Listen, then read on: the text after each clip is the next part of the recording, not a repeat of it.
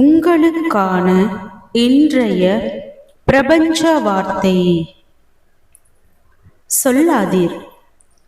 அவசியம் இல்லாதவரிடம் உண்மைகளை சொல்லாதீர்கள். அவசியமானவர்களிடம் பொய்களை சொல்லாதீர்கள். இரண்டுமே உங்களை காயப்படுத்தும். பிடிக்காத விஷயத்தை கண்டு கொள்ளாமலும் வேண்டாத விஷயங்களில் கவனம் செலுத்தாமலும் தேவையற்ற கேள்விகளுக்கு பதில் சொல்லாமலும் இருந்து பாருங்கள்.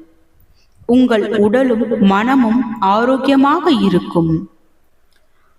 உண்மையான உறவுகள் உங்கள் மௌனங்களை கூட புரிந்து கொள்ளும்.